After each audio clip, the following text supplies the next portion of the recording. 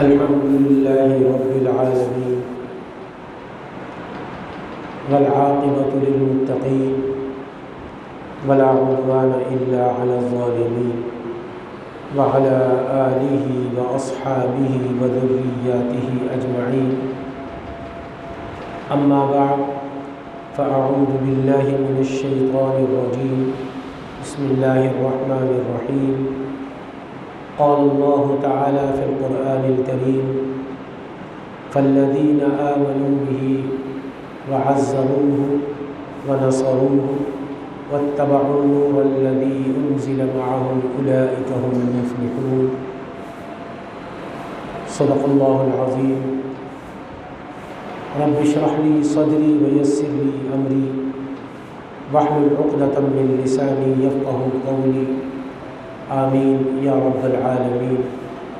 بزرگان محترم، السلام علیکم ورحمۃ اللہ وبرکاتہ.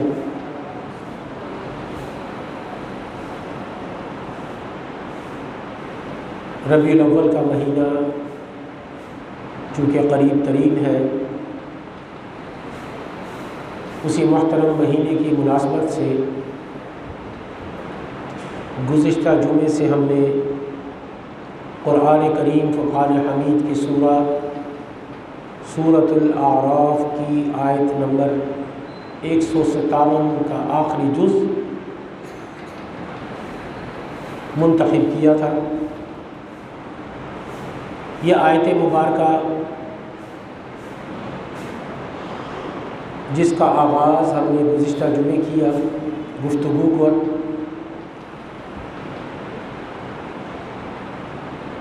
اس حصے پر غور کرنے سے نبی کریم صلی اللہ علیہ وآلہ وسلم کے ساتھ ہمارے تعلق کی 4 بنیادیں سامنے آتی ہیں. فالذین آمنوا بہ، پہلی یہ کہ آپ صلی اللہ علیہ وآلہ وسلم پر ایمان لایا جائے اور آپ صلی اللہ علیہ وآلہ وسلم کی تصدیق کی جائے. وعزروہ، دوسری یہ کہ آپ صلی اللہ علیہ وآلہ وسلم کی توقیر و تعظیم کی جائے. ایمان کے ضمن میں گزشتہ جمعے تفصیل کے ساتھ عرض کر چکا ہوں کہ نبی کریم صلی اللہ علیہ وآلہ وسلم سے ہمارے تعلق کی اولین اور بنیادی نوعیت یہ ہے کہ ہم آپ صلی اللہ علیہ وآلہ وسلم پر ایمان لاتے ہیں اور آپ صلی اللہ علیہ وآلہ وسلم کی تصدیق کرتے ہیں. نیز آپ کو صلی اللہ علیہ وآلہ وسلم اللہ کا نبی، اللہ کا رسول،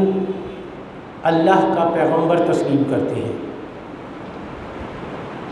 اس اقرار و یقین کا نام ایمان ہے، اور اسی سے ہمارے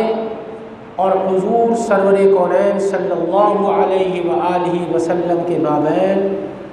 ایک تعلق اور رشتے کا آغاز ہوتا ہے. یہ گزشتہ جمعے میں تفصیل سے اس پر عرض کر چکا ہوں کہ ایمان کے یہ دونوں درجے جو ہیں، ان درجوں کو لازم و ملزوم سمجھنے سے یہ بات خود بخود منطقی طور پر سمجھ میں آ جائے گی کہ ایمان جب یقین قلبی کے درجے پر پہنچتا ہے تو اس کے نتیجے کے طور پر انسان کے عمل میں کچھ اثرات لازماً پیدا ہونے چاہیے. اس ایمان کا پہلا لازمی نتیجہ تو وہ ہے جو اسی آیت میں ایمان کے ذکر کے بعد عزروہ کے الفاظ میں آئی.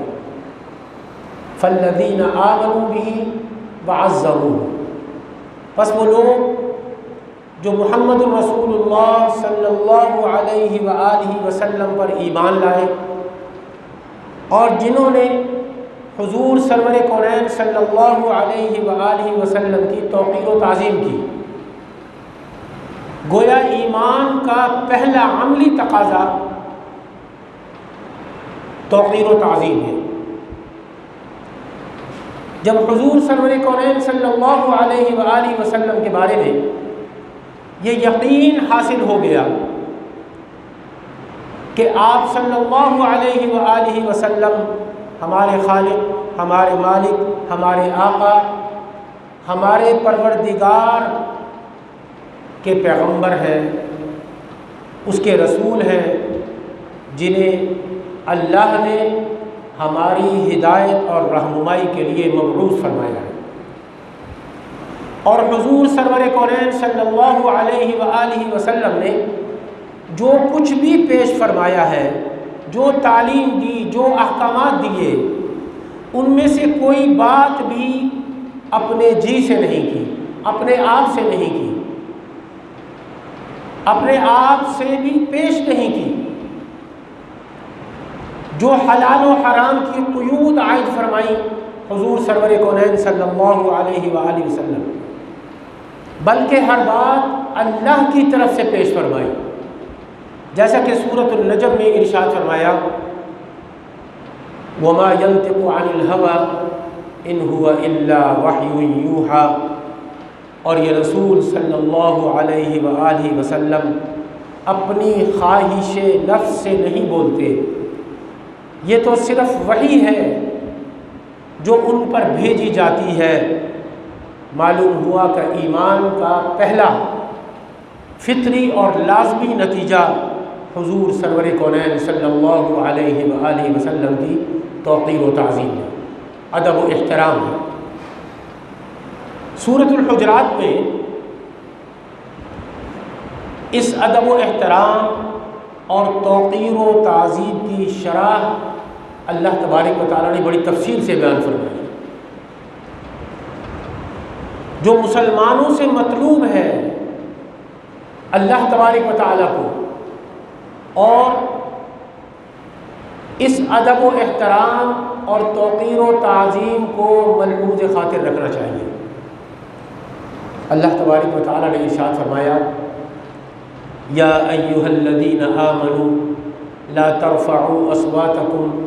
فوق صوت النبی ولا تجہروا له بالقول کجہر بعضکم ان تحبط اعمالکم وانتم لا تشعرون۔ صدق اللہ العظیم۔ اللہ تبارک و تعالیٰ نے ارشاد فرمایا کہ اے ایمان والو، مت بلند کرو اپنی آوازوں کو نبی کی آواز پر صلی اللہ علیہ وآلہ وسلم، اور نہ ان سے گفتگو میں آواز کو اس طرح بلند کرو جس طرح تم باہم ایک دوسرے سے باتیں کرتے ہو یا ایک دوسرے سے گفتگو کرتے ہو۔ نبی کے ساتھ ایسی باتیں اور ایسی گفتگو نہیں کرنی جس طریقے سے تم باہم ایک دوسرے سے باتیں کرتے ہو۔ اللہ تبارک و تعالیٰ نے منع فرما دیا، اور اپنی آواز بلند کرتے ہو، مبالغہ تمہارے اعمال برباد ہو جائیں، وَأَنْتُمْ لَا تَشْعُرُونَ، اور تمہیں شعور تک نہ ہو۔ یہ اللہ تبارک و تعالیٰ نے ارشاد فرمایا۔ شعور و احساس تو اسی وقت ہوتا ہے نا جب انسان یہ سمجھے کہ وہ حضور سرور کونین صلی اللہ علیہ وآلہ وسلم کی کسی نافرمانی کا مرتکب ہو رہا ہو۔ غور کیجئے کہ یہاں پر یہ آیت مبارکہ جس کی میں نے ابھی تلاوت کی، سورۃ الحجرات کی، یہاں رسول صلی اللہ علیہ وآلہ وسلم کی نافرمانی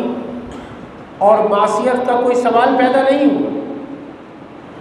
بلکہ مجرد سوء ادب کی وجہ سے سارے اعمال، نیک اعمال اکارت ہونے کی وعید سنائی جا رہی ہے۔ سارے اعمال برباد ہو جائیں گے۔ لا ترفعوا اصواتکم فوق صوت النبی، ولا تجهروا له بالقول كجهر بعضكم لبعض ان تحبط اعمالكم وانتم لا تشعرون،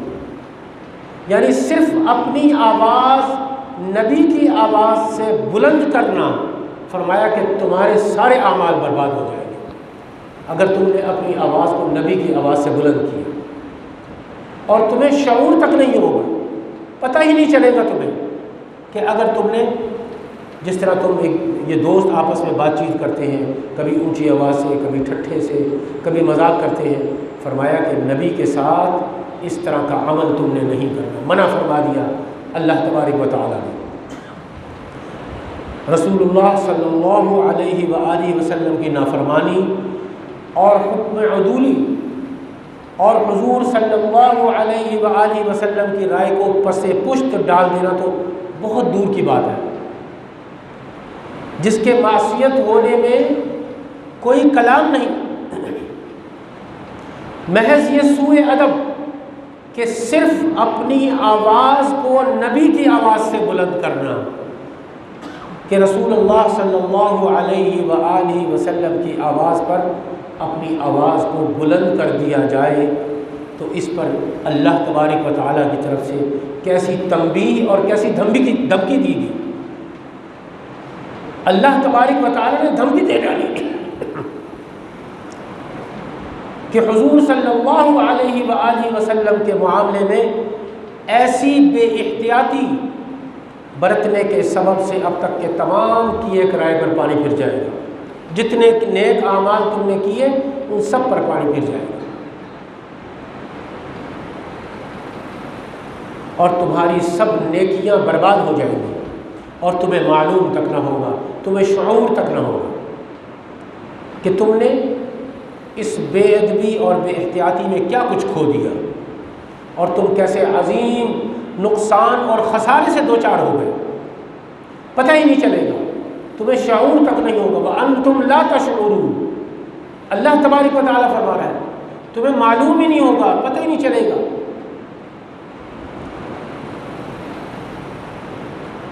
اور تم اس مغالطے میں رہو گے کہ ہم نے حضور سرور کونین صلی اللہ علیہ وآلہ وسلم کی کوئی حکم عدولی تو نہیں کی، اور ہم سے کسی معصیت صریحہ کا ارتکاب تو نہیں ہوا، کوئی گناہ سرزد نہیں ہوا۔ سورۃ الحجرات کی اس آیت مبارکہ میں یہ بات واضح طور پر ہمارے سامنے آتی ہے کہ ایمان بالرسالت کا پہلا لازمی نتیجہ نبی کریم صلی اللہ علیہ وآلہ وسلم کا ادب و احترام اور آپ صلی اللہ علیہ وآلہ وسلم کی توقیر و تعظیم ہے۔ اب اسی ایمان کے دو مضمرات حضور صلی اللہ علیہ وآلہ وسلم کی دو مشہور احادیث کے حوالے سے آپ کے سامنے لانا چاہتا ہوں۔ ان میں سے ایک ہے اطاعت رسول صلی اللہ علیہ وآلہ وسلم، اور دوسری حدیث مبارکہ ہے محبت رسول صلی اللہ علیہ وآلہ وسلم۔ پہلی حدیث مبارکہ اطاعت رسول صلی اللہ علیہ وآلہ وسلم کے بارے میں، جس کے راوی ہیں حضرت عبداللہ بن عمرو بن عاص رضی اللہ تعالی عنہ۔ ان سے روایت ہے کہ رسول اللہ صلی اللہ علیہ وآلہ وسلم نے فرمایا کہ لا یؤمن احدکم حتی یکون ہواہ تبعا لما جئت بہ، او کما قال علیہ الصلاۃ والسلام۔ حضرت عبداللہ بن عمرو بن عاص رضی اللہ تعالی عنہ فرماتے ہیں کہ رسول اللہ صلی اللہ علیہ وآلہ وسلم نے ارشاد فرمایا کہ تم میں سے کوئی شخص ایمان والا ہو نہیں سکتا جب تک کہ اس کی خواہش نفس اس ہدایت کے تابع نہ ہو جائے، یعنی قرآن کریم فرقان حمید کے تابع نہ ہو جائے جو میں لے کر آیا ہوں، اس ہدایت کے تابع نہ ہو جائے جو میں لے کر آیا ہوں۔ اس حدیث کے مفہوم سے یہ معلوم ہوا کہ ایمان کا دعویٰ کرنے کے بعد جب تک ان تمام احکام شریعت، حدود و قیود اور اوامر و نواہی کو دلی آمادگی کے ساتھ تسلیم نہیں کیا جاتا جو رسول اللہ صلی اللہ علیہ وآلہ وسلم نے قرآن و سنت کے ذریعے سے پیش فرمائے تھے، اور جب تک اپنے خواہش نفس کی خواہشات کو، اپنے نفس کی خواہشات کو کچلتے ہوئے قرآن و سنت کے ذریعے سے قرآن و سنت پر عمل کا جذبہ پیدا نہیں ہوتا، تب تک ایمان کا تقاضا پورا نہیں ہوتا۔ بس معلوم ہوا کہ رسول اللہ صلی اللہ علیہ وآلہ وسلم کی کامل اطاعت اور قرآن و سنت کے احکام پر سر تسلیم خم کرنا ایمان بالرسالت کی شرط لازم ہے۔ یہ لازمی شرط ہے۔ یہی وجہ ہے کہ قرآن کریم فرقان حمید میں جہاں جہاں بھی اللہ وحدہ لا شریک کی اطاعت کا آپ کو حکم ملے گا، وہاں اللہ کے رسول صلی اللہ علیہ وآلہ وسلم کی اطاعت کا حکم بھی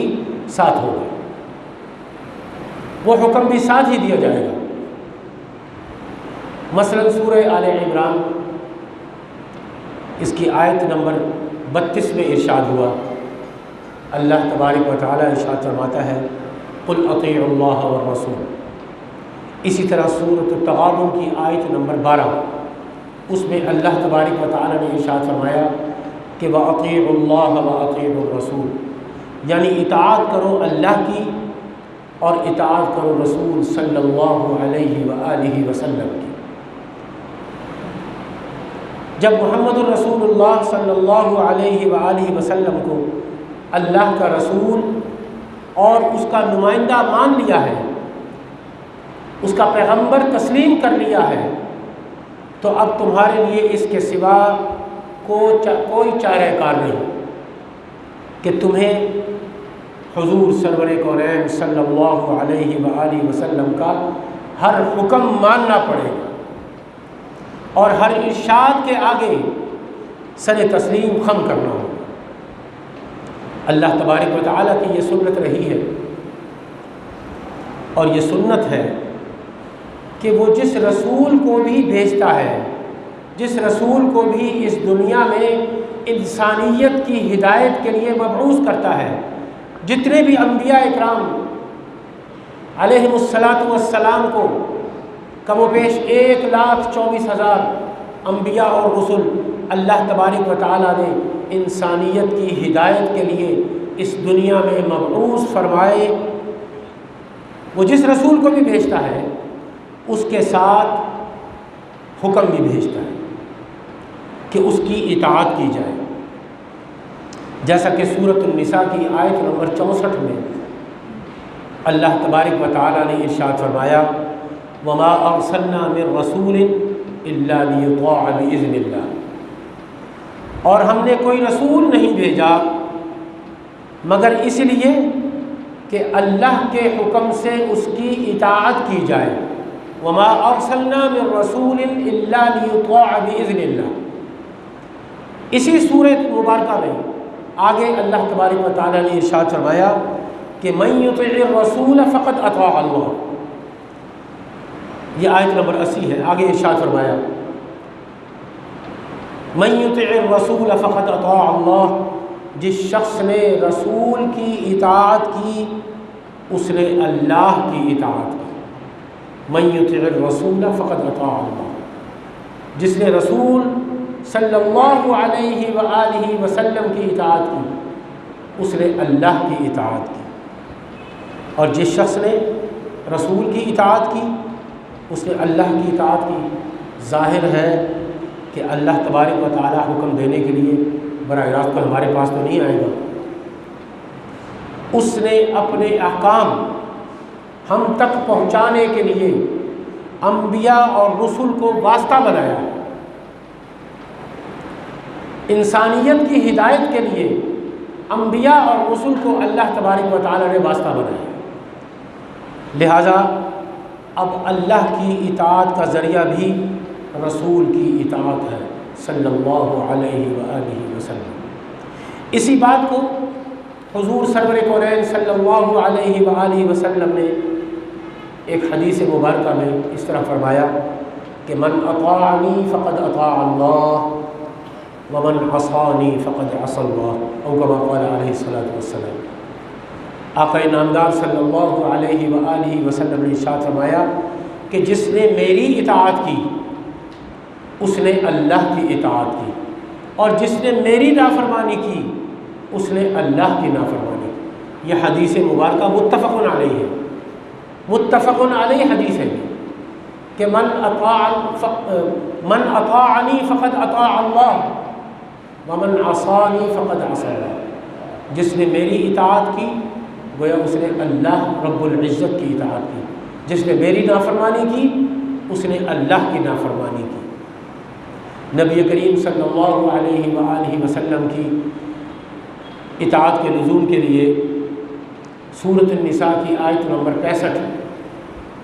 وہ پیش نظر رہنی چاہیے، جس میں اللہ تبارک و تعالیٰ نے تفصیل کے ساتھ بیان فرمایا، ارشاد فرمایا کہ فَلَا وَرَبِّكَ لَا يُؤْمِنُونَ حَتَّى يُحَكِّمُوكَ فِي مَا شَجَرَ بَيْنَهُمْ ثُمَّ لَا يَجِدُوا فِي أَنفُسِهِمْ حَرَجًا مِّمَّا قَضَيْتَ وَيُسَلِّمُوا تَسْلِيمًا۔ صدق اللہ العظیم۔ اللہ تبارک و تعالیٰ ارشاد فرماتا ہے پس نہیں آپ صلی اللہ علیہ وآلہ وسلم کے رب کی قسم، اللہ تبارک و تعالیٰ یہاں پر قسم کھا رہے ہیں کہ یہ لوگ ہرگز مومن نہیں ہو سکتے، مومن نہیں ہوں گے جب تک اپنے نزاعات میں آپ ہی کو حکم نہ مانیں،